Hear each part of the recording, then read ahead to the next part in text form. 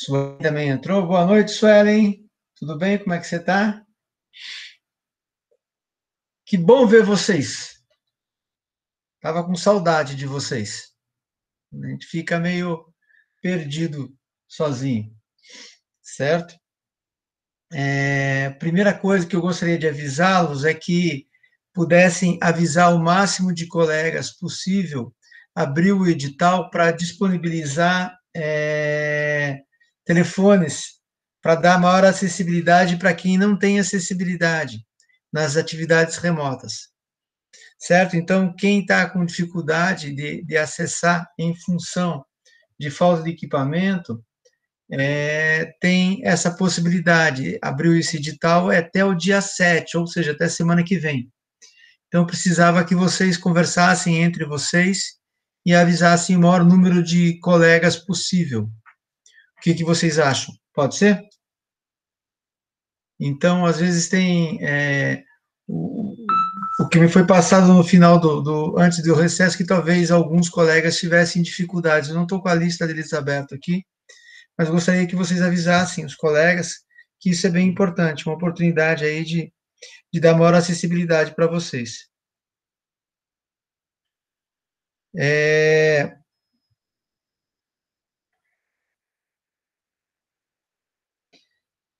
O que eu tenho para falar para vocês também?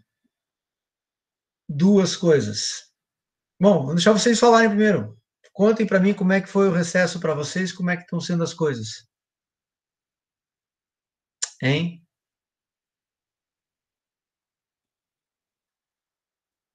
Como é que vocês estão? Então, tá bom. Então, eu vou escalar. Tayana, me conte como é que você está, Tayana.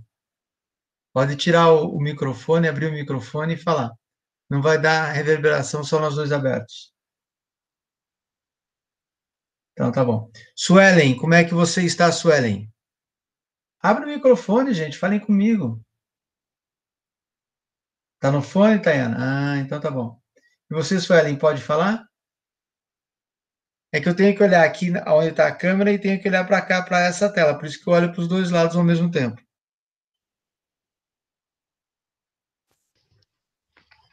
Oi, professor. Tudo bem, Suelen? Tudo bem, professor? Tudo em paz, graças a Deus. Estamos caminhando.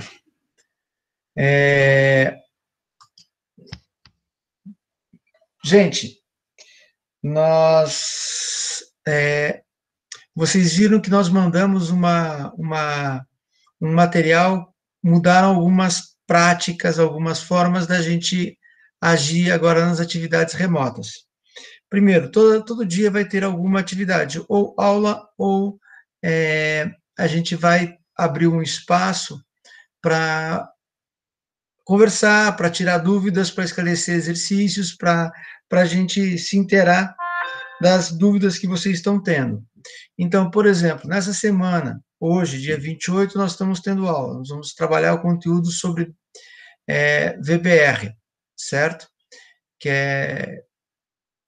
é visão baseada em recursos, certo?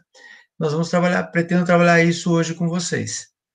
E daí eu vou passar alguns estudos de caso e nós temos que resolver os exercícios que eu passei para vocês sobre cenários.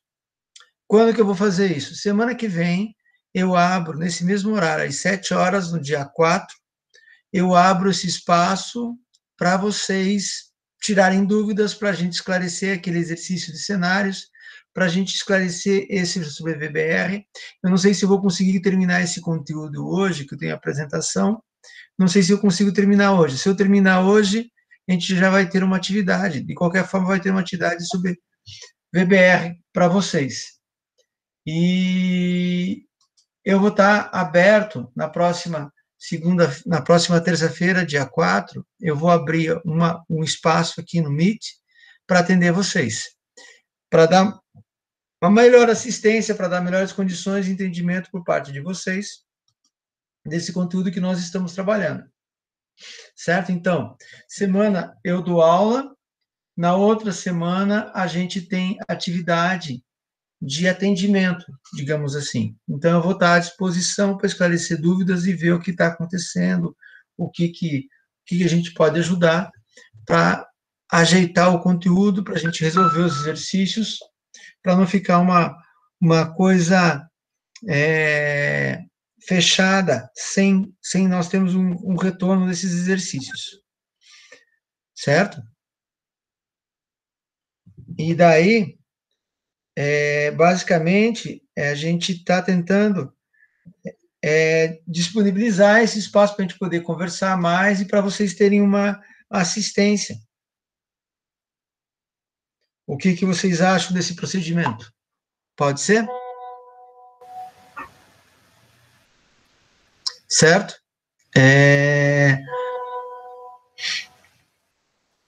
Acredito que vai melhorar um pouco. O que vocês acham? Pode ser? Ok. Aguardo o posicionamento de vocês. Outra coisa também, as apresentações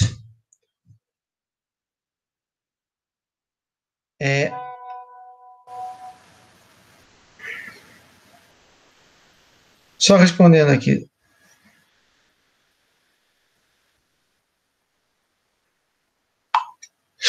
É importante a gente ter condições de estar trabalhando com vocês e de estar dando um acompanhamento. Ontem eu trabalhei com o primeiro ano e eles me perguntaram, e o calendário, professor?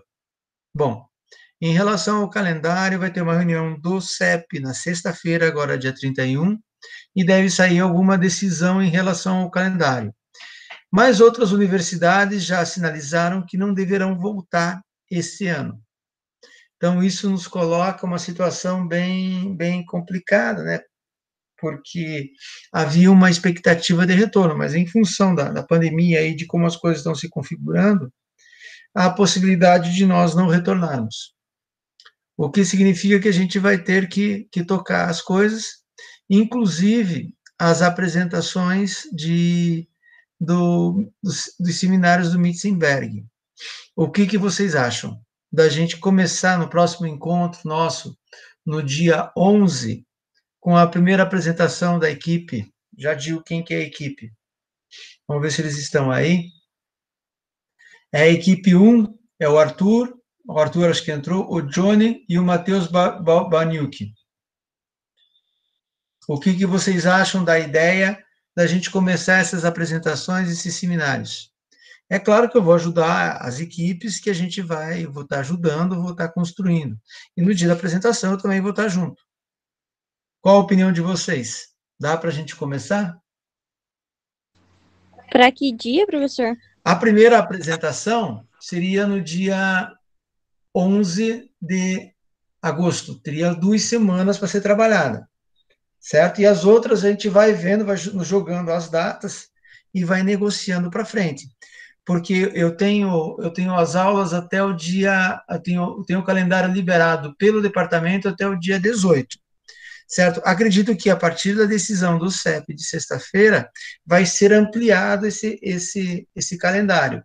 Então, possivelmente, a gente vai ter as aulas a cada 15 dias, no mínimo, a partir do dia 18 também. Então, seria a partir do dia 11, certo? Então, a próxima apresentação seria, no caso, no dia 25, e assim sucessivamente. O que vocês acham? Daí, o calendário das apresentações a gente pode negociar mais à frente. Qual a opinião de Olha, vocês? prof, Diga. daí teria que ser com a equipe deles, né? Mas pro dia 25 eu acho tranquilo. Tranquilo, entre aspas, ainda não sei. Porque, sinceramente, professor, meu grupo, pelo menos, a gente abandonou de ler o livro, assim, porque a gente achou que não ia ter mais apresentação, né? Então, pro dia 11, não sei se eles conseguiriam, porque também não sei se eles leram. Mas pro dia 25, É que tranquilo. nós temos 15 dias até o dia 11, né? Então não é assim tão difícil. E daí todo mundo já começa a dar uma olhada nos seus capítulos, ler o primeiro capítulo, dar uma olhada nos outros. Eu posso até apresentar o primeiro capítulo e a gente começar a trabalhar, apesar que eu já apresentei aquele capítulo dos P's, da estratégia. Foi o primeiro uma das primeiras aulas que a gente deu, inclusive, quando nós estávamos tendo aula presencial ainda, certo? Lembra-se, até nós desenvolvemos um estudo de caso sobre os pesos, vocês fizeram um estudo de caso, tudo.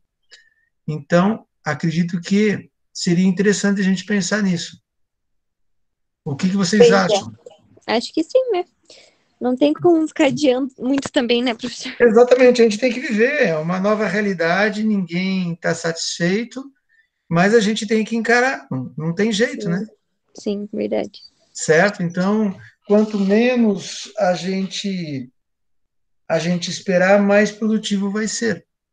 Eu quero ir devagarinho, eu quero ir explicando bem que essa visão, a perspectiva do Mitzenberg, ela é bem importante. Então, eu quero que vocês tenham uma compreensão disso.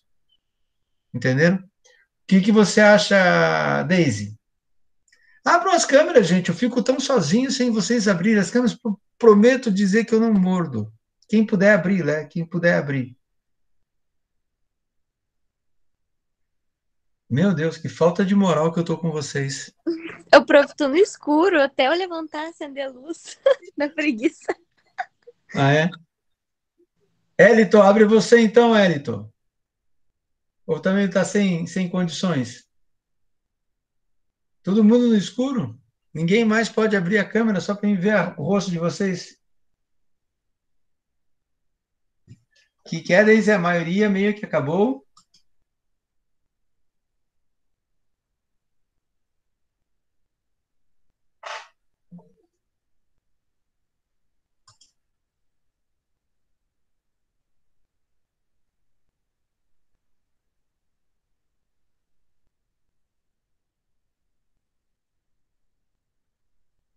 Ok. Arthur tá por aí, né, Arthur? O que você acha, Arthur? Tive a impressão de ver o Arthur entrar. Professor, Diga. eu tô uma dúvida aqui em questão das avaliações, assim, porque se a gente não vai voltar esse ano, né? Provavelmente não. Como que vai ficar as notas ou tem probabilidade da gente perder o ano ainda, de cancelar Evelyn, o calendário? as notas é o de menos, as avaliações são o de menos. A avaliação a gente vai dar um jeito de fazer mais à frente, e a gente está, mesmo eu passando para os exercícios que são atividades não avaliativas, eu estou percebendo quem está fazendo as coisas, quem não está fazendo as coisas. E a gente tem várias situações, então eu não estou. A avaliação no momento é o que menos preocupa, entendeu? Eu espero, o mais importante é nós termos condições de voltar, e se nós não conseguimos esse ano, no início do ano que vem, porque o calendário vai estender no início do ano que vem, e daí a gente retorna, entende? Então, a avaliação, nesse caso, é o de menos. O que me interessa é o máximo possível de aprendizagem de vocês. É o maior rendimento possível da aprendizagem de vocês. Para mim, isso é o mais importante, entendeu? Então, isso não me preocupa, olha, porque eu não tenho formalmente instrumentos de avaliação. Então, não é essa nem a minha preocupação enquanto professor, e acredito que da maioria dos professores do departamento, de boa parte dos professores do departamento. O que eu quero é que nessas condições a gente desenvolva a aprendizagem. Eu acho que não está nenhum dos integrantes aí da equipe. Eu tive a impressão de ver o Arthur entrando, é o Arthur, o Johnny e o Matheus Balbiuk. Não sei se vocês têm contatos com eles. Aí nós estamos em 14, que é mais ou menos 50% da turma. Vou mandar uma mensagem para eles. Então, tá bom, manda aí. Quem que falou? Deixa eu ver aqui. Deixa eu ir para o chat. Daisy, prof, a questão sobre gravar as aulas ficou a critério de cada professor ainda? Olha só, Daisy, nós recomendamos, por exemplo, eu estou gravando as minhas aulas e vou colocar no YouTube, certo? O departamento recomendou que todos façam dessa forma. Ou gravar ou coloca no YouTube, como eu estou colocando, ou disponibiliza o link para vocês acessarem no próprio Google. No próprio Google, tem um Google Docs, né? Que você, o Drive, que você deixa as aulas gravadas. Então, a intenção é que todos tenham acesso às aulas gravadas, que as aulas sejam gravadas e sejam disponibilizadas. Mas é uma sugestão dada aos professores. Espero que estejam fazendo isso, certo? Nós recomendamos, assim como os atendimentos foi recomendado pelo departamento, não foi recomendado pelo chefe do departamento, mas pela decisão da departamental na reunião que teve lá no dia 11 e 12 de julho, antes do recesso. Então, nós tomamos algumas decisões, entre elas a de disponibilizar esse material. Então, a intenção é que os professores gravem e isso seja disponibilizado, como eu, ao final da aula, sempre disponibilizo para vocês, certo? E depois eu coloco o link lá no Moodle, para também acessarem, além de mandar por e-mail, eu disponibilizo lá no Moodle o link das aulas, certo? Então, essa que é a nossa intenção. Mais alguma dúvida? Mais alguma coisa que vocês gostariam de falar? Todo mundo em silêncio? Meu Deus do céu. Ninguém tomou coragem de abrir a câmera ainda?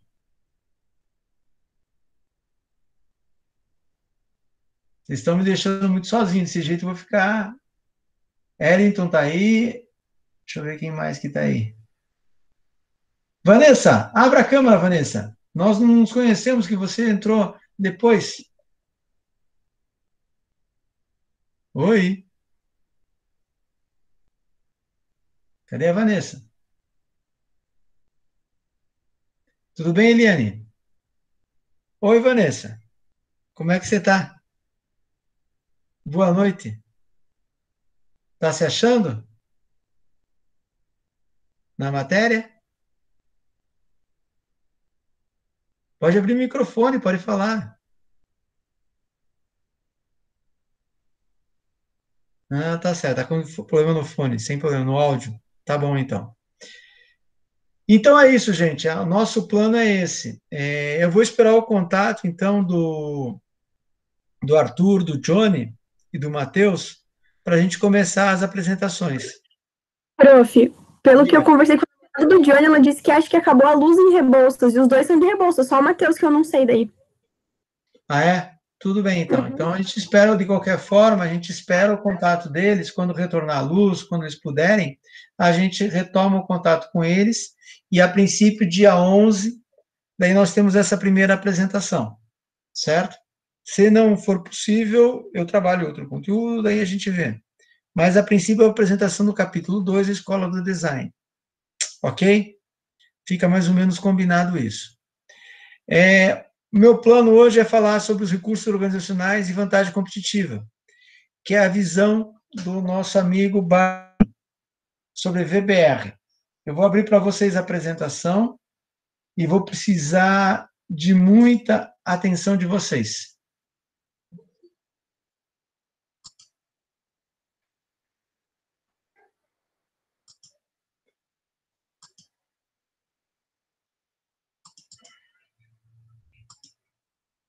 Travou aqui.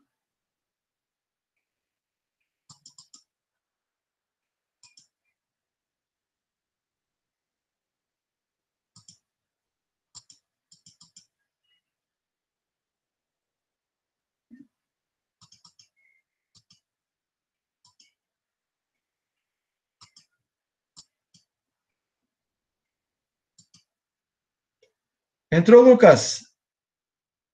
Deu certo? Vou tentar abrir novamente aqui a apresentação.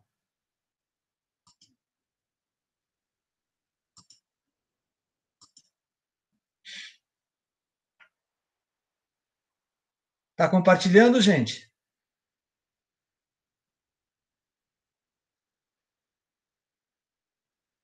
Eu vou tentar abrir a tela inteira. Vamos ver se funciona. Abriu para vocês?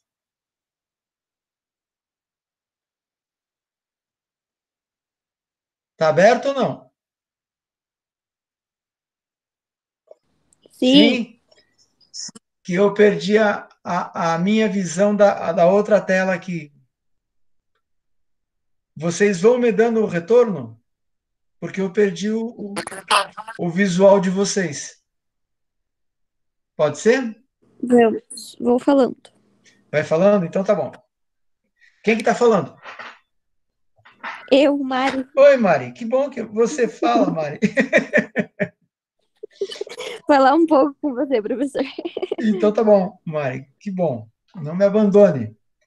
Gente, a gente já faz análise do modelo SWOT, certo? A primeira coisa que a gente começa a pensar a questão da vantagem competitiva, a gente vai pensar, na verdade, nos recursos organizacionais, certo? E esse é um processo bem importante. Mudou a tela aí para vocês ou não? Não mudou? Não, tá na capa ainda. Na capa ainda? Agora mudou. Então, vocês veem a minha setinha ou não? Quando eu mexo? Eu estou mexendo ela em cima de forças e fraquezas, oportunidades e ameaças. Aparece para vocês ou não? Não.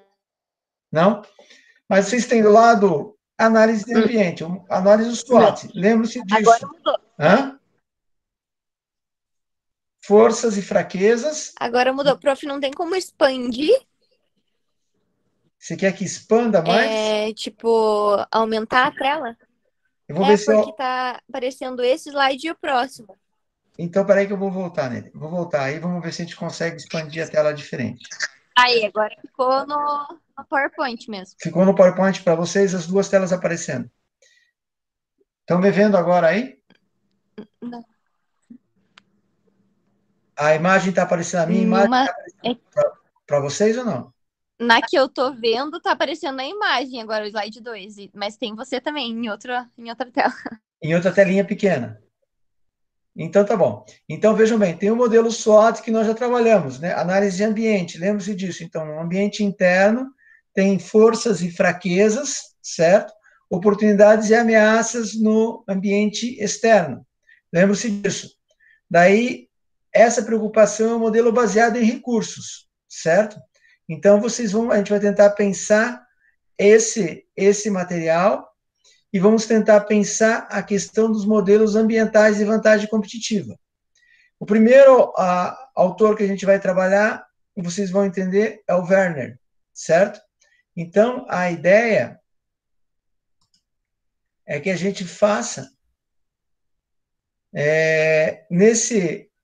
quando a gente vê oportunidades e ameaças, o principal autor é o modelo das 5 forças do Porter, que nós já não conhecemos ainda, mas vamos conhecer ele no capítulo 3, no capítulo 4 do Mitzenberg. Então, eu dei, acho que alguma coisa para vocês, aquele negócio das forças dos concorrentes, a força dos clientes, a força dos fornecedores. Lembram-se disso? Ou não? Hein? Me respondam. Então, esse daí é o modelo primeiro de oportunidades e ameaças. Em seguida, você tem, certo?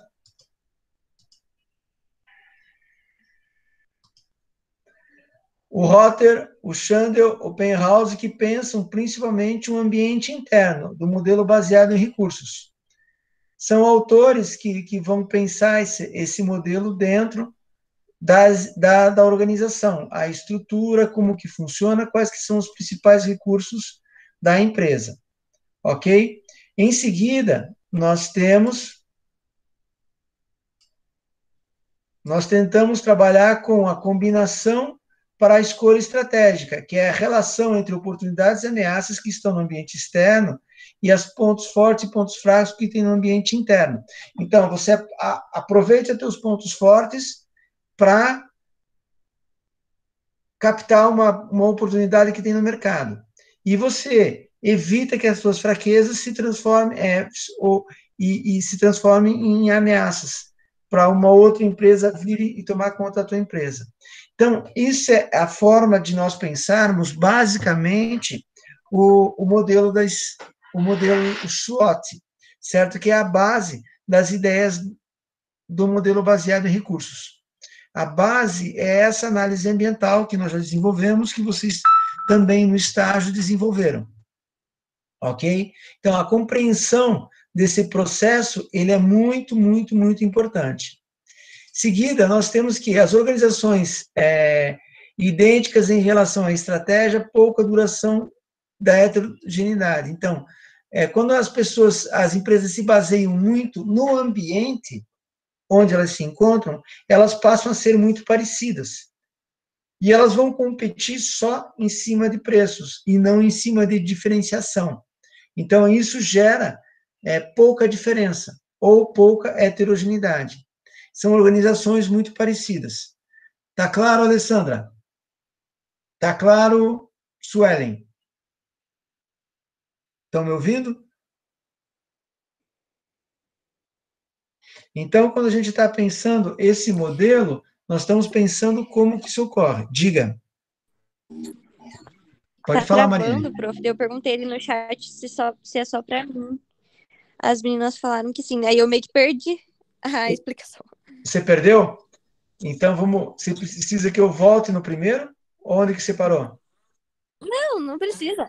Não? Nesse daí mesmo. Nesse aqui, então, que se tem organizações, quando você se baseia só no ambiental, nas questões ambientais e tenta trabalhar só com ambiental, você perde a diferenciação. Então, você é sempre uma igual à outra.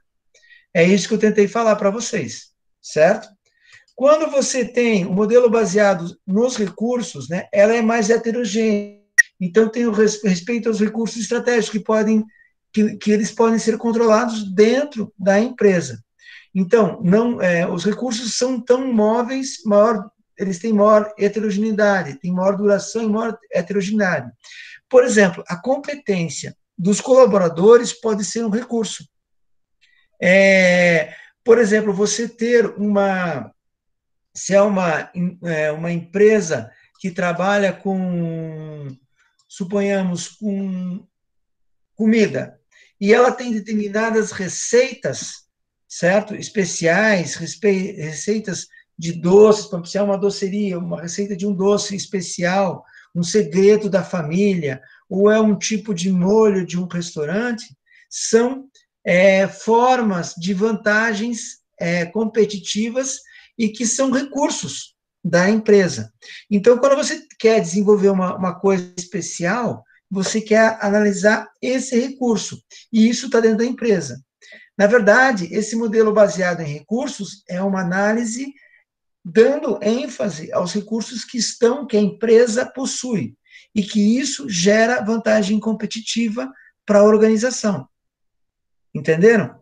Então, a nossa prioridade é explicar isso, que, por exemplo, quando as empresas se baseiam muito no que há no ambiente, elas perdem a heterogeneidade, elas perdem o que as diferencia.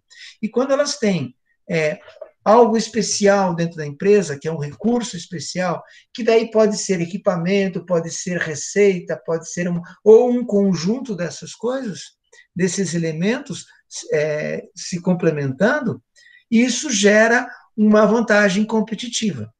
É sobre isso que nós vamos estar comentando nessa aula. Tá claro? Alguma dúvida? Paola, tá claro, Paola?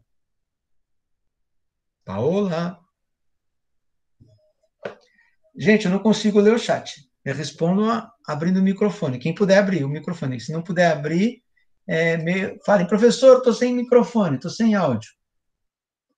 Ok, obrigado, Paola.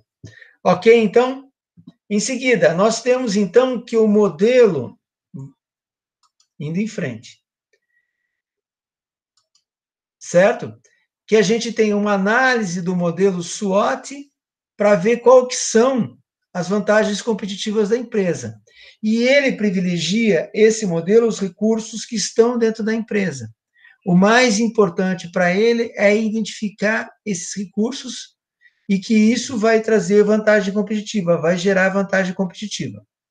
Ok? Então, os recursos organizacionais geram vantagem competitiva, e é uma vantagem competitiva sustentável.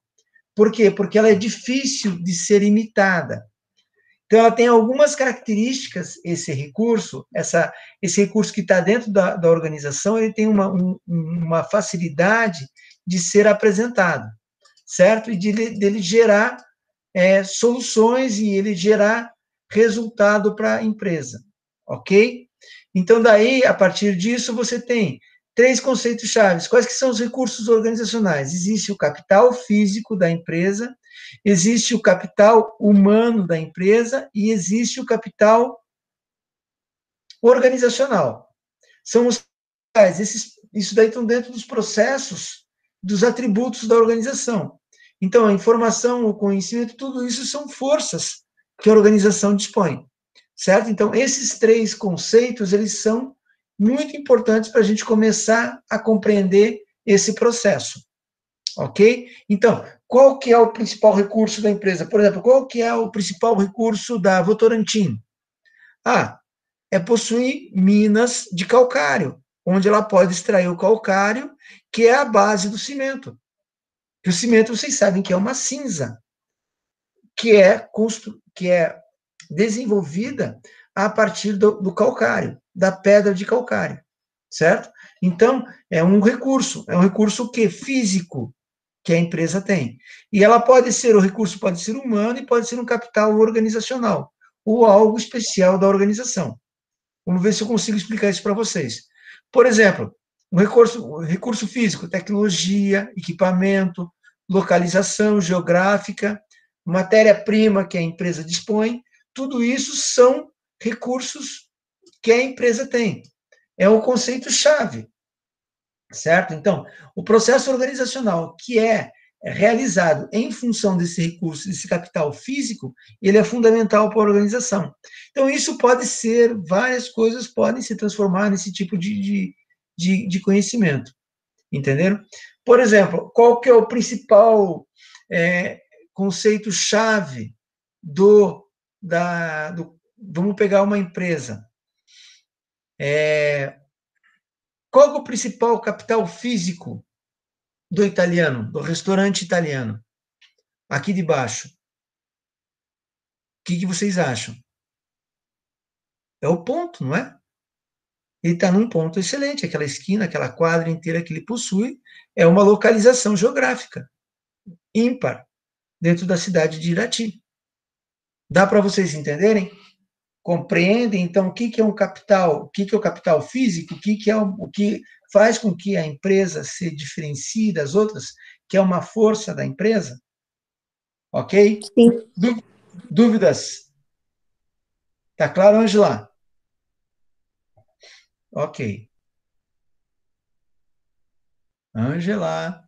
Deise, tá claro, Deise? Oi, professor, tá claro? Tá claro?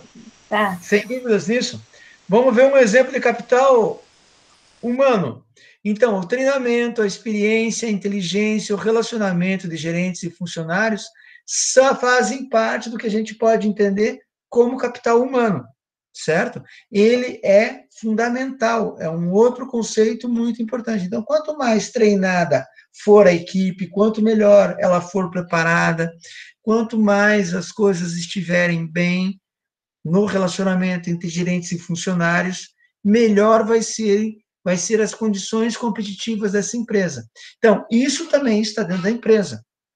Também é um recurso da empresa, certo? Então, a experiência dos funcionários, o saber lidar com os clientes, o relacionamento com os clientes, também é um fator-chave bastante importante, certo? E é um exemplo de capital humano. O outro capital que nós temos na empresa é o capital organizacional, que é a estrutura formal, que é o planejamento formal, né? A questão de você ter uma missão, uma visão, saber para onde vai, é você ter o formal e o informal, é você ter sistemas de coordenação, ter sistemas de controle, tudo isso é capital organizacional. Tudo isso é a forma de gerenciamento da empresa. E todos esses fatores são fundamentais também, levam a despertar e a desenvolver vantagens competitivas. Esses são os 3 conceitos básicos para a gente compreender o que tem de recursos dentro da empresa e quais desses recursos que a empresa tem e que geram resultados, que geram possibilidades da empresa alcançar o seu mercado, de atender bem e de desenvolver vantagem competitiva sustentável. Então, a palavra-chave aqui é a vantagem competitiva sustentável, ok? Daí, a partir disso, outro conceito-chave, a vantagem competitiva, a gente entender, implementa uma estratégia que não está sendo implementada simultaneamente por outros competidores. Então, quando que você tem uma vantagem competitiva? Quando você faz alguma coisa que é difícil de ser imitada, que é difícil de ser, que demanda muito capital, que demanda condições muito diferentes. Então, você desenvolve uma vantagem competitiva. E a vantagem competitiva sustentável é quando você implementa uma estratégia que não está sendo implementada simultaneamente por outros competidores, incapazes de duplicar os benefícios da estratégia. Ou seja, quando você tem a vantagem competitiva sustentável, quando você consegue fazer com que as empresas tenham dificuldade para te imitar, ou que elas não consigam te imitar a partir daqueles recursos que estão dentro da empresa. Vejam bem, nós estamos pensando dentro da empresa, mas você tem que levar em consideração que os clientes identificam isso como vantagens, e que isso é um ponto fundamental. Então, é importante você ter vantagem competitiva e você ter vantagem competitiva sustentável. O que passa a ser sustentável? Quando ela é difícil de ser copiada e que ela não pode ser implementada facilmente por outra empresa. Não adianta ela vir e roubar o teu funcionário, entenderam? Não adianta ela ter esse tipo de procedimento. Ela tem que desenvolver essas pessoas, na verdade, e desenvolver outras vantagens, outros recursos. Ok, Gabriele? Tá claro? Oi? Sim, tá claro. Tá certo? Então tá bom, eu vou chamando vocês aí, vocês não vão me abandonar. Ok? Outra coisa, é muito importante que tem competidores dentro do tempo, e isso ocorre o tempo todo. Então, vocês saberem que, conforme o mercado vai se alinhando, conforme ele vai se desenvolvendo, os competidores vão correndo atrás de como as coisas devem funcionar. Ok? Outro ponto importante para a gente entender. A competição com recursos móveis é a exploração do impacto da heterogeneidade e da mobilidade dos recursos na vantagem competitiva sustentável. O que significa essa heterogeneidade? Me conte, Daisy. Pode falar, Daisy? O que é heterogeneidade?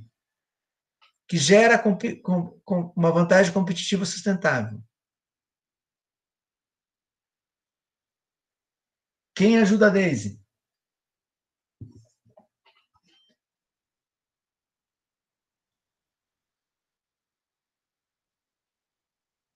Tá certo, Daisy.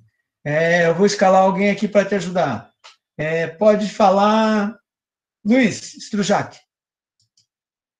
O que é essa heterogeneidade, Luiz, da imobilidade dos recursos da vantagem competitiva? O que eu estou querendo falar quando eu estou falando de heterogeneidade? Hein, Luiz?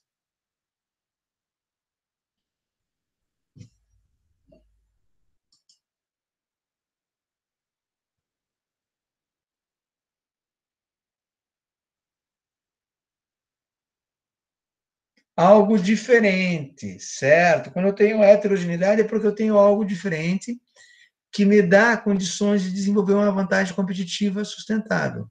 Então, isso me dá recursos, né? Uma certa imobilidade nos recursos. Então, quando você tem homogeneidade e mobilidade de recursos em relação à vantagem competitiva sustentável, e você se move primeiro, você acaba criando uma barreira.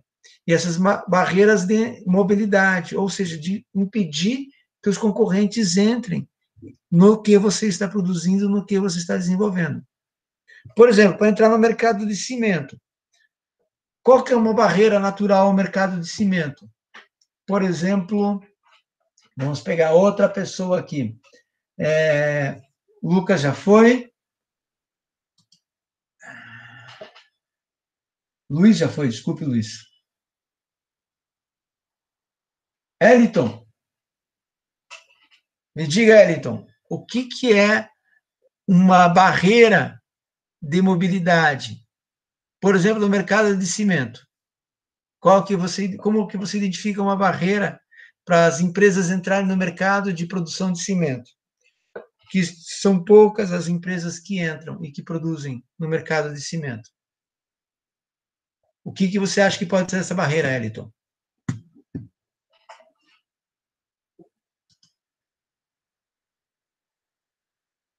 Licença ambiental. Isso é uma barreira, correto. Mas também uma outra barreira, além de licença ambiental, por exemplo, pode ser a quantidade de dinheiro, que você tem que ter muito dinheiro para investir numa mina, para pegar licença, para conseguir levantar uma indústria de cimento. Né? Você tem que investir muito alto em fornos, em todo o processo de produção de cimento. E isso é uma barreira de mobilidade de entrada. Então, as empresas que já estão nesse segmento, elas têm uma vantagem competitiva em relação às outras. Então, há uma homogeneidade quando essa outra empresa entra, por isso que tão poucas empresas concorrem, por exemplo, nesse segmento. Se você contar, não dá, praticamente tem 5 ou 6 empresas no Brasil inteiro no mercado de cimento, que é dominado basicamente pelo Grupo Votorantim, certo? Então, isso é um exemplo de falta de concorrência, em função da dificuldade da entrada de empresas concorrentes nesse segmento. Ok? Tá claro até aqui? Me contem. Paola Jacomel, tá claro? Dúvidas? Então tá bom. Alguma dúvida?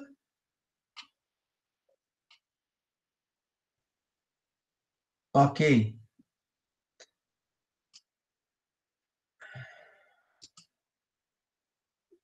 Nós temos um esquema de visão baseada em recursos, certo? Esse esquema é o seguinte: existe uma heterogeneidade de recursos organizacionais. Vocês estão vendo eu mexer essa setinha aqui? Estão conseguindo ver ou não? Sim? Sim. Então tá bom, obrigado. Então você tem uma heterogeneidade e que isso gera valor, raridade, imitabilidade imperfeita, independente da história, ambiguidade causal e complexidade social e capacidade de substituição. O que acontece aqui? Essa heterogeneidade de recursos, ela pode gerar dificuldades em função do valor, se é uma raridade, se é uma coisa difícil de ser imitada. Por exemplo, a Coca-Cola, ela não tem uma fórmula que é uma raridade, que ela guarda as 7 chaves e que é muito difícil chegar próximo. Eu não bebo refrigerante faz uns 10, 15 anos. Mas eu me lembro que existia uma diferença muito grande entre a Coca e a Pepsi, por exemplo. E todas as outras colas que vêm depois, elas chegarem no ponto da fórmula da Coca-Cola, é muito difícil. Eu diria que é uma raridade. Vocês não concordam? Então, para aquela fórmula, ela não é uma raridade, difícil de ser imitada, certo? E imitabilidade imperfeita, o que significa imitabilidade imperfeita? Significa, então, ela pode ser rara, ela pode ser difícil de ser imitada, certo? Ela pode ser dependente da história. Então, essa empresa tem 100 e poucos anos fazendo a mesma coisa. Ela pode ter uma ambiguidade causal, ela pode ter uma complexidade social ligada a essa empresa, em como que ela se desenvolveu num determinado contexto histórico. Por exemplo, a Honda, no Japão. A Honda, vocês sabem como é que começou a Honda? Alguém sabe? Evelyn, sabe, Evelyn?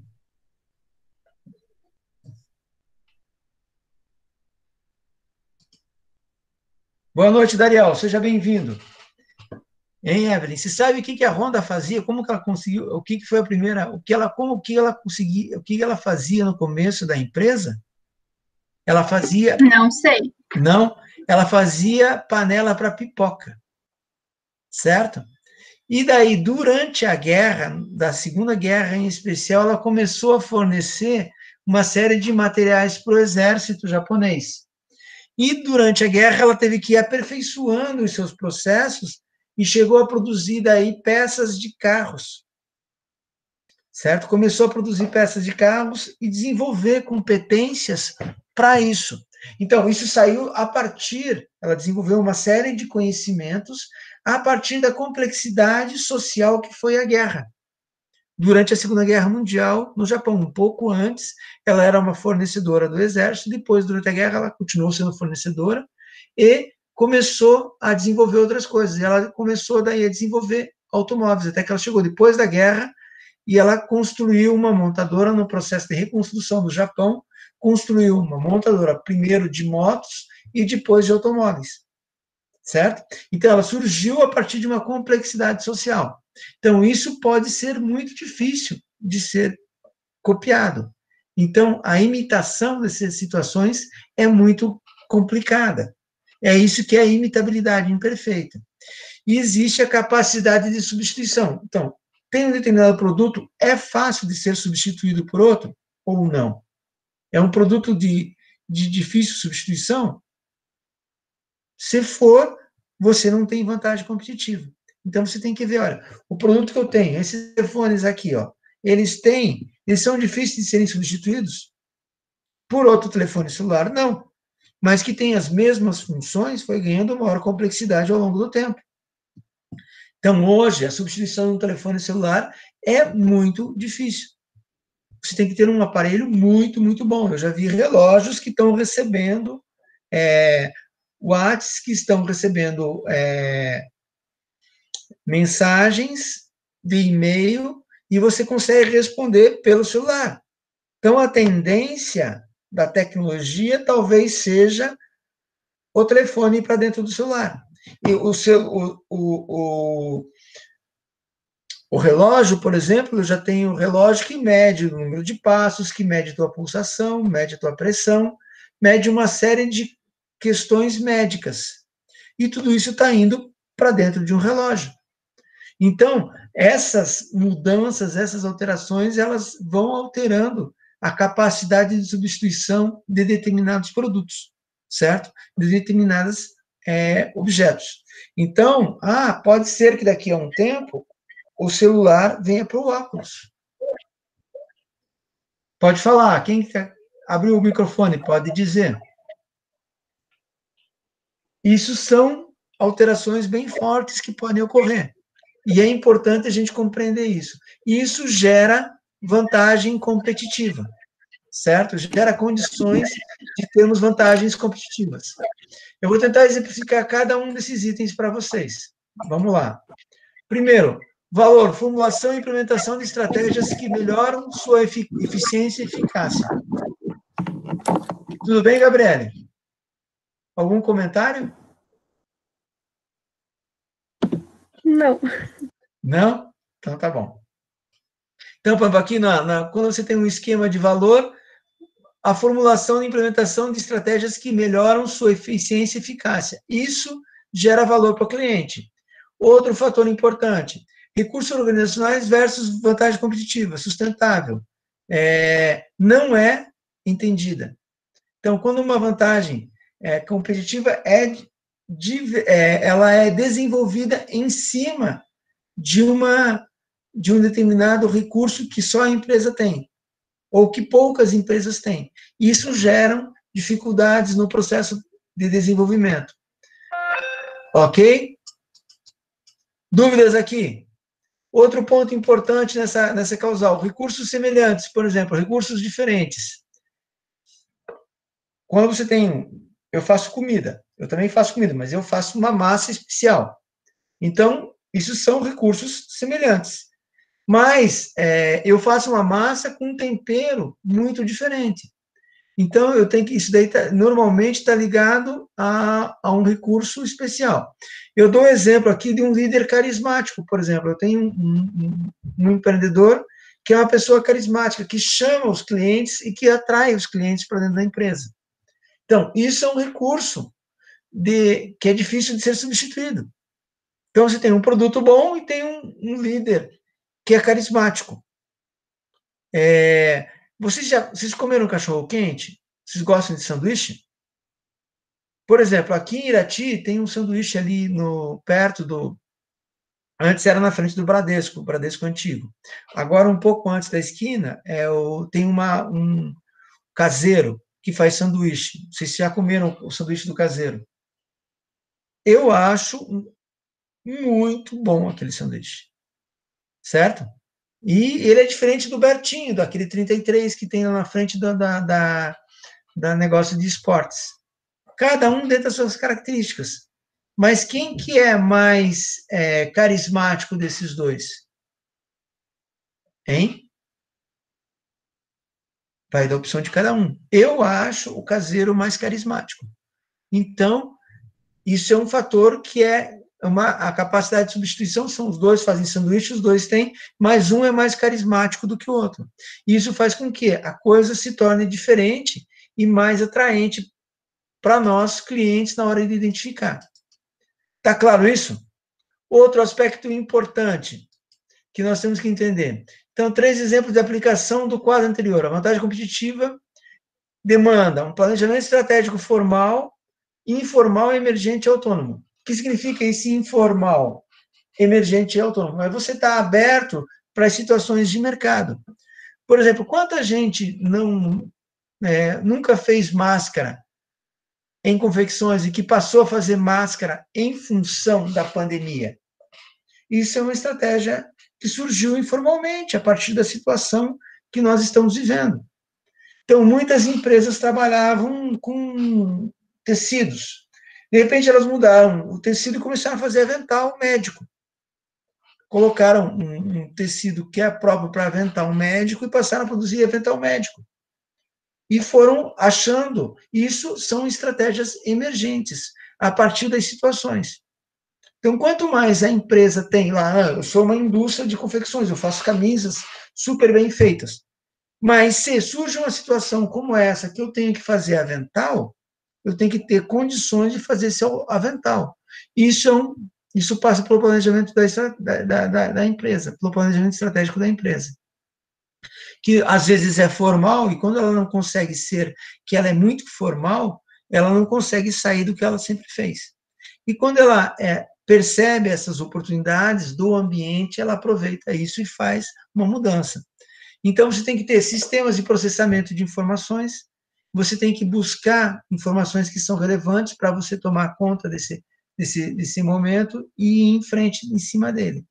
Existe daí o processamento de reputações positivas. Não, aquele cara trabalha muito bem feito os seus produtos. Então, ele tem condições de trazer resultados melhores. Então, esses são 3 exemplos de aplicação desse quadro que nós passamos para vocês aqui anteriormente. Está claro isso? Dariel, ficou claro? Você que chegou agora há pouco?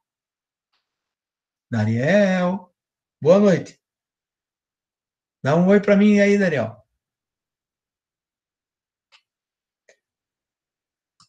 Ah, meu Deus, essa ficar sozinho assim é intrigante.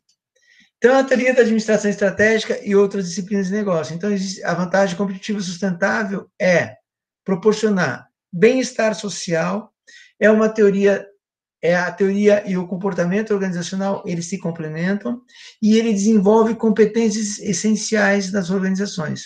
Nós temos 3 autores que trabalham basicamente isso.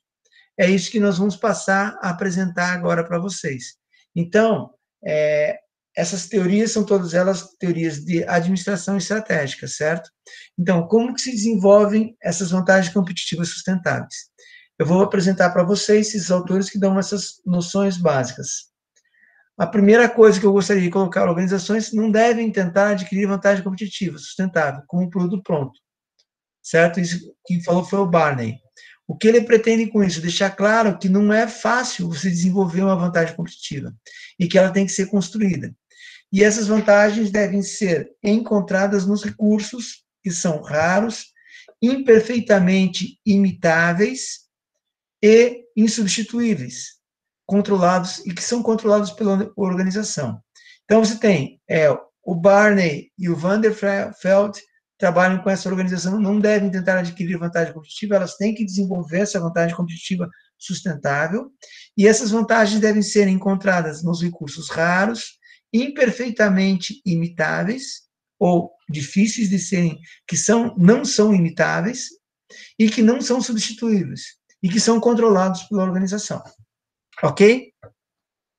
O primeiro autor, nesse sentido, é o Kuhl e o Dirks, de 2002. E eles propõem algumas coisas que são bem interessantes, que nós temos que conhecer. Primeira coisa, custos mais baixos de produção é uma vantagem competitiva.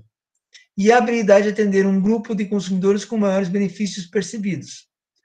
Quando você tenta trabalhar com esse tipo de vantagem competitiva, você tem que estar passando para o teu consumidor que aquilo vai ser melhor.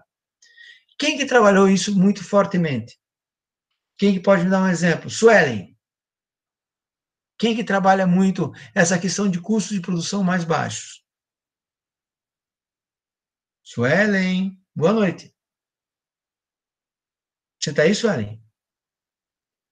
Gente, ninguém abre a câmera assim, eu fico muito sozinho. Mariane, me ajude. Prof, eu não lembro. Não? Quem que sempre entra no mercado e com custos mais baixos de produção? Os chineses não entram com produtos? Ah, sim. Hã? Sim? Sim. Eles não se caracterizam por terem produtos mais baratos, porque eles têm uma mão de obra mais barata? Nos segmentos que eles sempre entram com esse tipo de produção.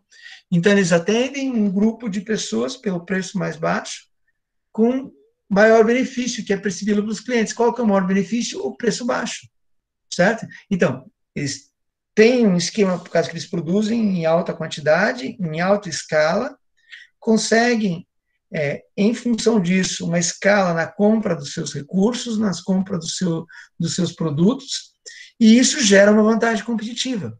Então, há uma combinação entre custos mais baixos, que tem uma mão de obra mais baixa, porque tem toda uma estrutura de produção melhor, tem uma produção em escala, e a habilidade de atender um público que identifica isso como um benefício, porque é um produto que tudo bem que você compra uma camisa chinesa, 2 usadas, se lavou, estraga, né? Mas você tem um benefício que as pessoas percebem, que é o preço mais baixo. Entenderam? Então, você tenta, a combinação desses elementos é que gera uma vantagem competitiva. Então, isso é uma percepção de vantagem competitiva, segundo o nosso amigo Kuhl e Dirks, certo? É dessa forma que ele trabalha. E daí, o que é a vantagem competitiva? Quais que foram? Essa vantagem competitiva pode ser baseada em recursos, certo? Resultante do desenvolvimento de um único e escasso recurso, no caso deles, é uma mão de obra extremamente barata, praticamente escravizada. Ela dá uma posição de mercado privilegiada, porque implementa uma estratégia competente por um limitado número de empresas. Nem todo mundo pode ver. Quando os chineses entraram no ramo de calçados, eles entraram com produtos mais baratos e acabaram com uma parte da indústria nacional, por exemplo, de calçados.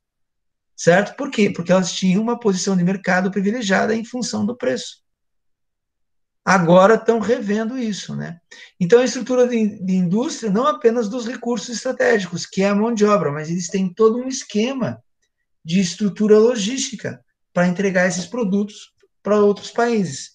Então, isso é uma estrutura, e aqui a estrutura do indústria entendida como um segmento, como um setor. Então, a indústria é o segmento de calçados, é a indústria de calçados, certo? Então, existe uma estrutura de produção na China, voltada só num setor que produz todo mundo junto lá, como se fosse um cluster, certo? Como se fosse um local especial de produção. Então, eles têm vários fatores que auxiliam eles nesse processo. Dúvidas até aqui? Ângela, há alguma dúvida? Como é que tá? Tá dando para entender essas ideias? O que não funcionou? Tá tranquilo, professor, por enquanto. Tá tranquilo? Posso tocar em frente? Aham. Sim. Então tá bom. Então tá. Problemas de identificação da real fonte de ganhos. Então, vieses em torno de diversas opções de alocação é quando você tem recursos de outra natureza, quando você pode ter recursos competitivos. Quem que compete com a China? Com os produtos chineses. A qualidade do produto e uma proximidade de preço. Então, isso você faz por meio de como? Análise do custo de oportunidade. Você vai numa feira e você tenta ter um preço próximo com uma qualidade superior. Isso dá uma proteção para o teu produto, uma proteção inadequada de recursos escassos, certo? Então, todos esses são problemas que devem ser identificados e que são comuns para a geração como fonte de ganhos, de como isso pode se desenvolver. Tá claro até aqui? Tudo bem com vocês? Outro ponto importante quais que são os problemas na identificação da real fonte de ganhos? O acesso a inputs de baixo custo ou diferenciados. O que é inputs? Quem que pode me responder isso? Você, Luiz Strijac, o que é um input? Quem me responde o que é input? Dariel, ajude o Luiz Strijac. O que é input?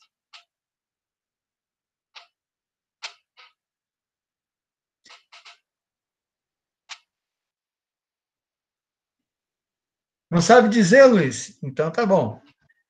O input, olha só, você é uma fábrica. Input é matéria-prima que entra na fábrica, que vai ser transformado na fábrica para você faz calçados. O teu calçado é de couro. Entra o couro, é um input, que entra para ser transformado num calçado.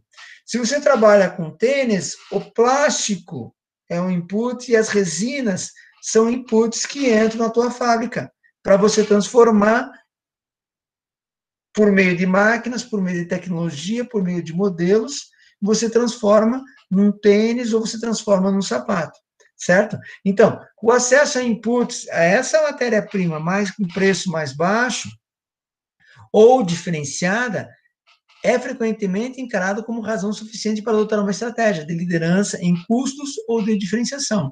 Então, se você tem um couro de boa qualidade, certo? Você vai ter condições de fazer um sapato de melhor qualidade, desde que você tenha design, que você tenha as máquinas e que você possa oferecer esse tipo de identificação de ganhos. E isso você identifica a partir dos seus recursos dentro da empresa, que você vai desenvolver e que te geram vantagens competitivas sustentáveis. Tá claro essas ideias? Em seguida, você passa os recursos estratégicos de vantagens competitivas. Eles têm que ser únicos e lucrativos. Por exemplo, você ter pessoas que saibam acompanhar o que está acontecendo em termos de moda de sapato, na indústria de calçadista. Então, você tem que ter pessoas com competência para isso. Então, existem mercados com fatores competitivos imperfeitos. Isso é um mercado competitivo imperfeito. Você ter as pessoas que são boas no design de sapatos, certo? Mas elas geram lucro e elas são recursos únicos, difíceis de serem imitados. A não ser que você vá lá e pegue aquela pessoa, faça uma reprodução daquela pessoa e ela passa a trabalhar com vocês, certo? Dúvidas? Em seguida, a sustentabilidade da vantagem competitiva, ou seja, se tornar sustentável uma vantagem competitiva, depende de quão facilmente as empresas concorrentes construirão uma posição similar em termos de recursos. Então, quanto menos for possível você ser imitado, maior vai ser a sua vantagem competitiva sustentável. Então, uma posição de vantagem competitiva sustentável deve ser sustentada por recursos imperfeitamente móveis. Então, quanto mais você... então alguém chegou ao ponto de imitar um determinado produto. Então, você tem que lançar outro produto. Eu já dei um exemplo, por exemplo, a Mariane é fã do iPhone, certo, Mariane? O Samsung está tentando ultrapassar o iPhone em termos de qualidade. Errei, Mariane? Você gosta do iPhone, né? Achei engraçado o teu comentário, prof. Por quê? Não é que eu sou fã, eu sou uma usuária. Você é uma usuária, mas é por causa que as soluções que o iPhone dá, não é só você, um monte de gente que eu conheço que gosta muito do iPhone. Inclusive aqui na minha casa, eu tenho um viciado em iPhone.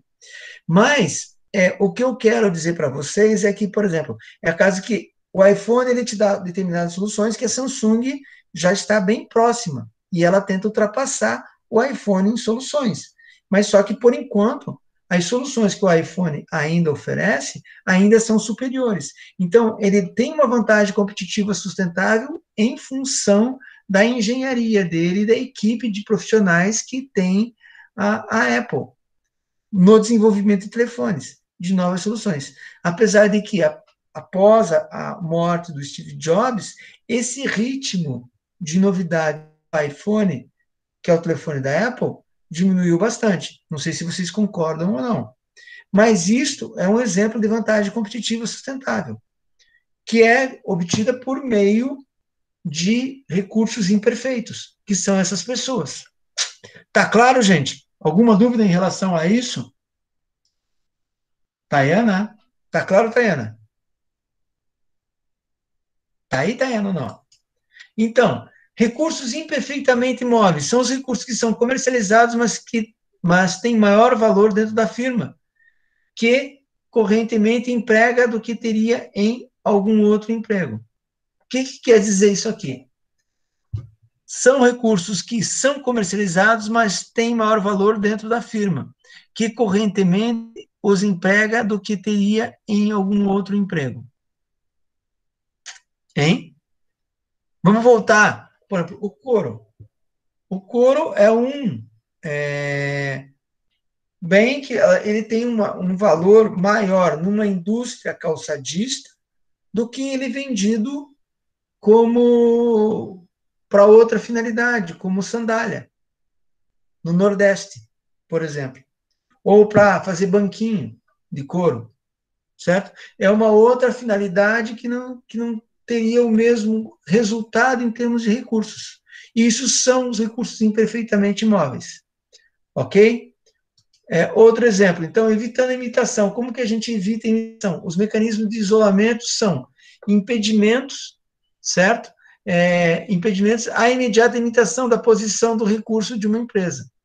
Então, eficiência da abundância de bens, deseconomias causadas pela escassez de tempo, ambiguidade causal e exclusividade.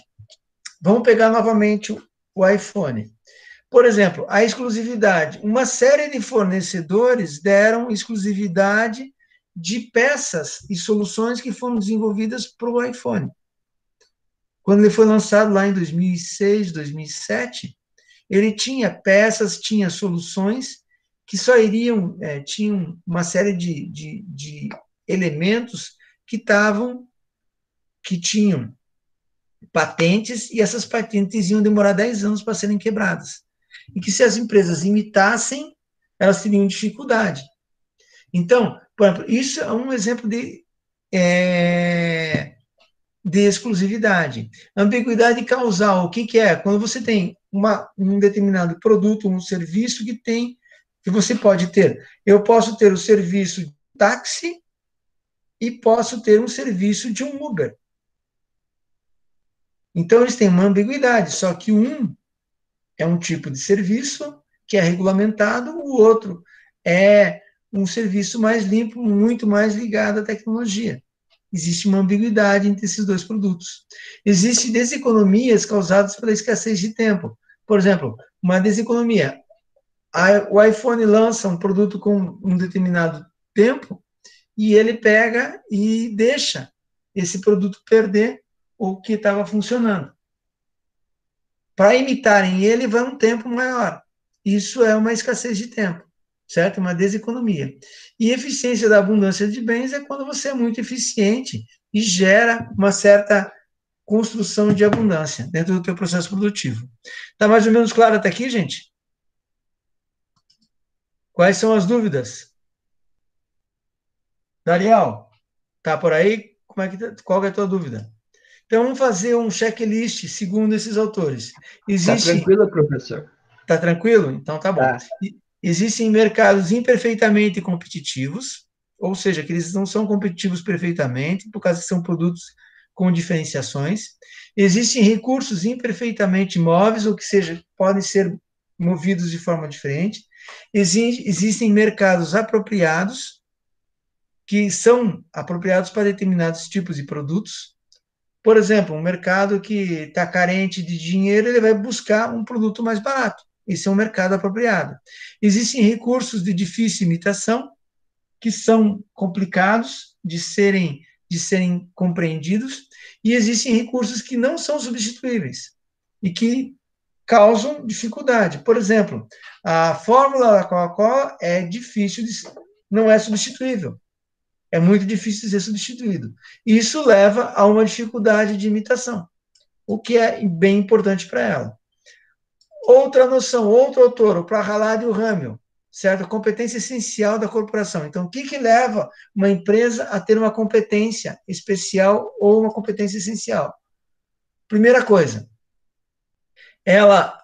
a competência essencial da corporação é, com as fronteiras de mercado mudando cada vez mais rápido, os alvos são enganadores, imóveis, e sua conquista é, quando muito, temporária. Então, a competência essencial é você saber se alterar dentro de um determinado mercado. É você estar respondendo de maneira contínua, segundo o Prahalad, o que o mercado está pedindo.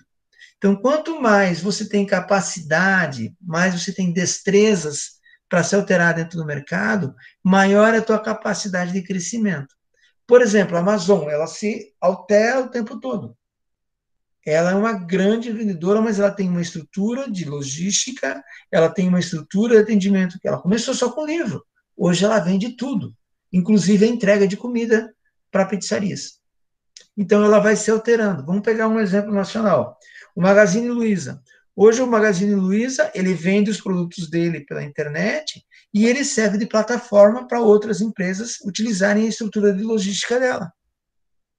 Isso é uma fronteira, está mudando muito rápido e a empresa está aproveitando as oportunidades. Então, é difícil de soltar do trem, andar até a próxima estação e tomar o mesmo trem de novo. Então, o que quer dizer isso?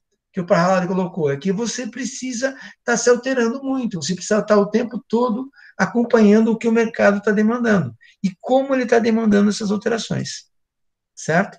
Então, a competência essencial da corporação, segundo o Prahalad, certo, são o aprendizado coletivo na organização, especialmente para coordenar as diversas habilidades de produção e integrar as múltiplas correntes de tecnologia. Isso são os princípios da gerência que precisam de uma reforma. Então, quanto mais você está preparado para alterações e para mudanças, melhor vão ser essas alterações e essas mudanças. Melhor vai funcionar a organização. Num mercado que é que se altera profundamente dentro do processo produtivo e dentro das demandas desse mercado.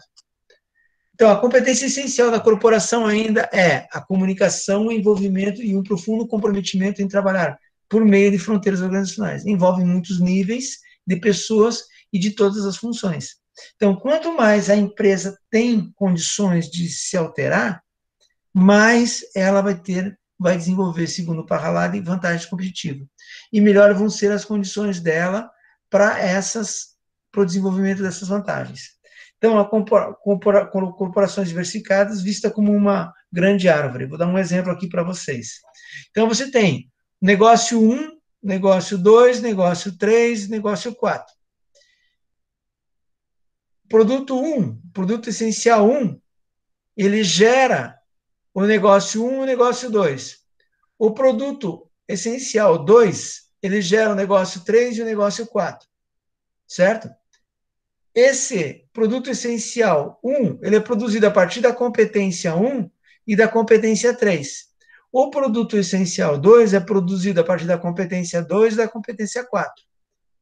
Isso gera produtos finais que são extremamente competitivos. Vamos tentar exemplificar isso? Quem de vocês pode me ajudar? Daniel, me dá uma ideia de competência essencial da corporação que possa me ajudar a desenvolver diferentes produtos e negócios em diferentes escalas. Você consegue imaginar alguma coisa? Setor de planejamento, professor? Seria isso? Setor de planejamento? Será? O que mais? Meninas, quem de vocês ajuda o Eliane, Miriam? Você ajuda o Dariel? Quem empresa que tem 4 negócios diferentes com produtos finais distintos baseados em competências distintas? Alguém consegue imaginar? Eliane, boa noite.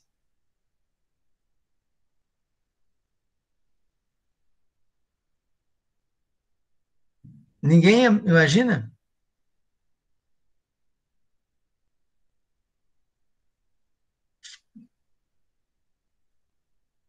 Quem que concorre com quem? Quem que é uma empresa diversificada que vocês imaginam aqui que nós temos no Brasil?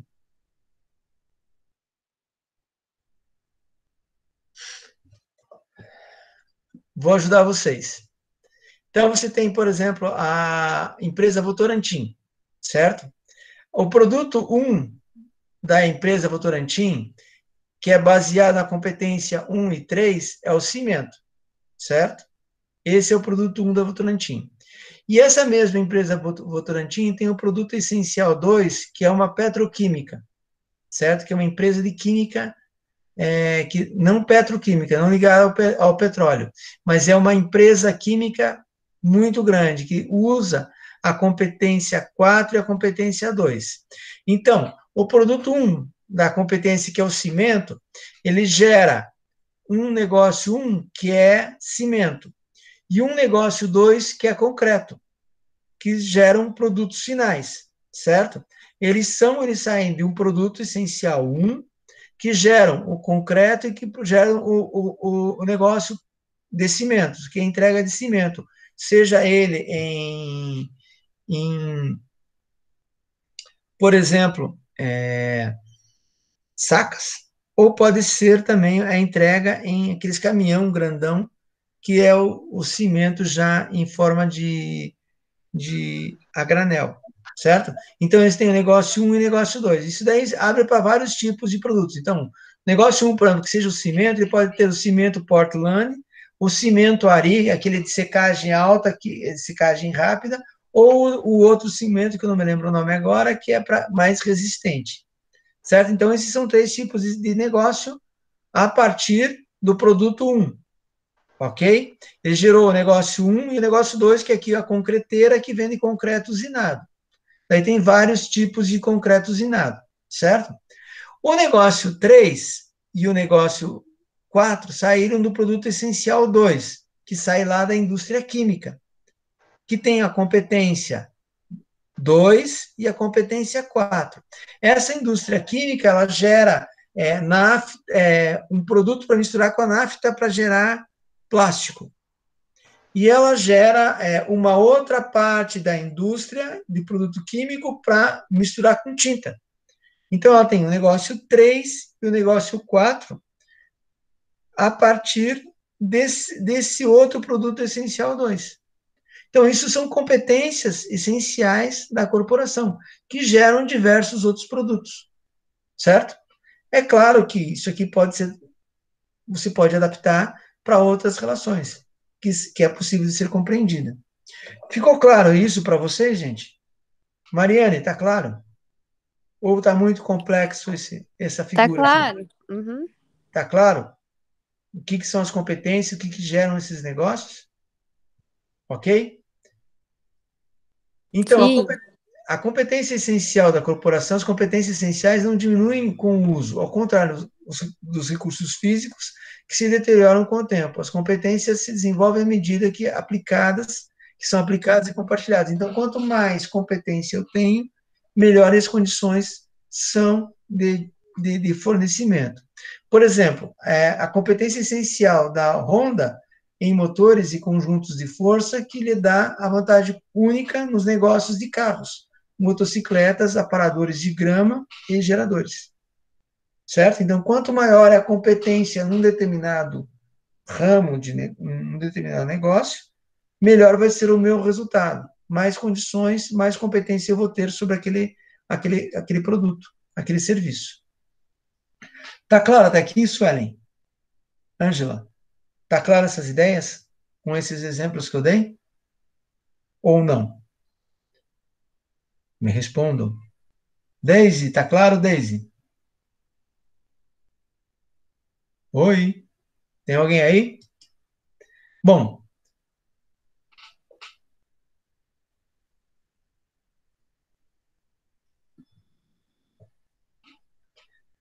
competência essencial da corporação. Os planos nos quais as batalhas da liderança global são travadas. Produtos finais, produtos essenciais e competência essencial.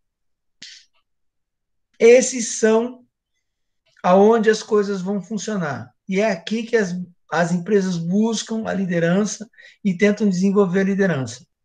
Então, quais que são os produtos essenciais, finais, quais que são os produtos essenciais, quais que são as competências essenciais. Por exemplo, vamos voltar para o sanduíche do caseiro? Por exemplo, eu gosto do sanduíche caseiro. Esse é o produto final. Quais que são os produtos essenciais? São os condimentos que eles usam. São um molho especial que o rapaz, a moça que trabalham lá desenvolveram. Isso é um produto essencial. Qual que é a competência essencial? A forma como eles fazem esse sanduíche. Então, a junção de competência essencial, produto essencial, gera um produto final único, que gera liderança, que proporciona condições de liderança e dá condições para eles terem uma vantagem competitiva no mercado, na minha percepção de consumo. Ah, tem uma pessoa que gosta de um outro sanduíche direito. Tem gente que gosta até de McDonald's, né? Então, isso é muito normal. Paola, você gosta de McDonald's, Paola? Me conte. Paola Jacomel. Boa noite. Você gosta de McDonald's ou não? Então, quando você voltar aí, você me responde. Vamos indo. A competência essencial da corporação. Formar competências essenciais é mais ambíguo e diferente do que integrar verticalmente na maioria dos casos. Então, quanto mais eu desenvolvo uma competência essencial, melhor vai ser para a empresa e mais condições competitivas ela vai ter. Então, para criar ou defender a liderança, a longo prazo, a corporação provavelmente terá de ser vencedora em cada nível. E ela só é vencedora nos diversos níveis de produção se ela tem competências essenciais. Então, essa competência essencial provê acesso potencial a uma ampla variedade de mercados.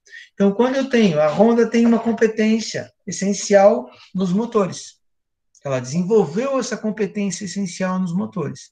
E ela é um motor de carros, ela tem boas trações de carros, de motos, de cortador de grama, e de uma série de motores que dão força, certo? E a competência que ela tem, a destreza especial que ela tem. Isso faz com que essa competência seja distinguível e gere resultados.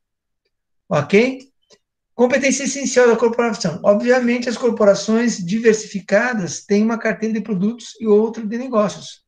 Mas acreditamos, na empresa com carteira de competências também ela tem melhores negócios e melhores condições de crescimento. Uma competência essencial deve ser uma contribuição significativa para os benefícios percebidos dos clientes do produto final. Então, quando você tem uma competência essencial, você tem condições de desenvolver aquela atividade de maneira mais adequada.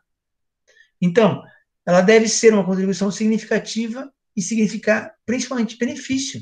E isso ser identificado pelo cliente. Quanto mais você consegue que isso seja ser identificado pelo cliente, mais isso vai se cristalizar como vantagem competitiva sustentável. Ok? Dúvidas até aqui? O que não está claro, Suelen? Qual é a dúvida? Alguma dúvida? Estou aguardando. Não, elas responderam no chat, prof. Ah, tá. Tudo certo? Então tá bom, Suelen. Obrigado. Obrigado, Mariane. Então, uma arquitetura estratégica é um roteiro do futuro, que identifica as competências essenciais que devem ser formadas e seus constituintes tecnológicos. Por exemplo, um molho é desenvolvido a partir de uma competência essencial. O desenvolvimento de um condimento para um sanduíche é uma coisa essencial. Então, as competências essenciais são formadas por meio de um processo de melhoria contínua e implementação que pode compreender uma década ou mais. Então, quanto mais aquela pessoa desenvolve aquele molho, mais aquilo se transforma único e mais ganha clientes, porque ele tem determinadas suavidades, determinadas características que são bastante especiais e bastante marcantes. Isso é fundamental no processo de produção de uma vantagem competitiva. Outra característica importante que a gente tem que considerar, a competência essencial da corporação. Aqueles que detêm competências essenciais fundamentais deveriam saber que suas carreiras são observadas e guiadas por profissionais corporativos de recursos humanos. Então, quando você tem uma pessoa que é muito boa numa determinada estrutura, ela faz com que isso seja essencial. Então, é essencial, segundo o Prahalad, que se faça essa distinção entre as competências essenciais, produtos essenciais e produtos finais, porque a competição global é jogada com regras diferentes e com diferentes ganhos em cada um dos níveis. Então, eu estou tentando trazer dessas corporações gigantes, que muitas vezes estão fora da nossa realidade, para exemplos que estão aqui, próximos a nós, e que tentam, que tragam a forma de vocês olharem para os diferentes negócios e para as diferentes situações e como que elas podem ser compreendidas nessa especificidade na qual nós vivemos. É claro que se você for trabalhar num centro maior, for trabalhar em outras condições, você trabalha num banco, você vai ter outras competências, você vai ter outras características, e cada um tem o seu processo produtivo. É importante a gente identificar isso, fazer com que essas questões se desenvolvam à medida do tempo. Para começar a finalizar as ideias do Prahalad e do Hamel, certas competências essenciais são a fonte geradora de desenvolvimento de novos negócios, elas devem constituir o foco para a estratégia em nível corporativo, segundo o Prahalad. Por exemplo, os motores Honda são produtos essenciais que formam um elo entre o projeto e as habilidades de desenvolvimento que finalmente conduzem à proliferação de produtos finais. Então, existe uma competência na produção de motores. E essa competência é essencial. Ela gera resultados maiores e gera melhores condições. Isso faz com que a Honda seja um competidor cada vez mais forte. A arquitetura estratégica é um roteiro de futuro que identifica as competências essenciais que devem ser formuladas e seus constituintes tecnológicos.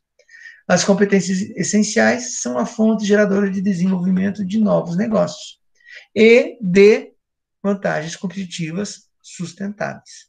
Segundo o Prahalad e o Hamel, que são dois autores bastante famosos da estratégia, são fundamentais de serem compreendidos para a gente entender o que é VBR, certo? Vantagem baseada em recursos. Outro autor é o aspecto de análise comparativa. Como que a gente faz isso? Já indo para a finalização de nosso encontro. Todo mundo cansado? Como é que estão muito cansados? Como é que tá a coisa aí, Daniel? Dava para fazer isso na próxima aula, né? Senão fica Será? muita coisa. É muita coisa? Tá cansada, Mariane? Ainda tem 10 slides, né? Bastante coisa. Então tá bom. Então, para vocês não dizerem que eu não sou democrático, eu vou deixar esses 10 slides para o nosso encontro, para o nosso próximo encontro. Certo? Aspectos da análise comparativa. Ok? Paramos no slide 48. Daí a gente não precisa passar correndo, muito correndo. Prof, tem um recado do Matheus. Ele avisou que ainda estava no trabalho, por isso que ele não conseguiu entrar na aula. E daí eu vou falar para eles, acho, entrar em contato com você, né, em relação ao trabalho, a data do dia 11. Tá certo, sem problemas. Eu então espero o contato deles, dos três, dos dois de Rebouças e do Matheus, e eles me posicionam se eu posso ajudar também na confecção, para eles entenderem bem esse capítulo 2, e a gente dá um pontapé no Mitzenberg. Na próxima aula, segunda-feira que vem, a gente termina esses slides. Eu vou passar um estudo de caso para vocês amanhã, certo? Para vocês fazerem em dupla. Ok? É sobre essa matéria. Eu vou disponibilizar hoje à noite ainda. Pretendo, né? Vamos ver se eu consigo. Essa aula, vou colocar o link dessa aula para vocês e vou colocar essa apresentação para vocês acessarem esse conteúdo. Certo? Daí vocês desenvolvem esse estudo de caso para a semana que vem em dupla, e nós terminamos esses 10 slides, que são bem rapidinhos, na próxima terça-feira, e resolvemos os estudos, o estudo de caso, o material que vocês responderam sobre cenários e essa análise de VBR. Pode ser? O que você acha, Daisy? É possível? Paola, Ângela, o que vocês acham? Pode ser? Então, nós vamos encerrar, são 8h30, nós vamos encerrar a nossa aula aqui, nós começamos 8h20, deu mais ou menos 1h10 de aula. Eu sei que é uma aula mais cansativa, assim, e nós teríamos hoje 3 aulas, iríamos até as 9h30, mas a relação de sala de aula é diferente aqui dentro. Então, a gente está fazendo um tempo reduzido, para vocês também poderem tomar um ar e terem outras compreensões. Então, eu vou parar a gravação, mas estou aberto a dúvidas. Alguma coisa não ficou clara? O que vocês querem? Tem dúvidas a respeito disso? Ou vamos deixar as dúvidas para a próxima segunda-feira? Para a próxima terça-feira, dia 4 de agosto.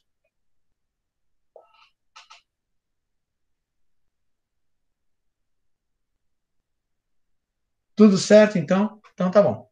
Eu vou encerrar a aula, vou encerrar a gravação. Vou interromper a gravação.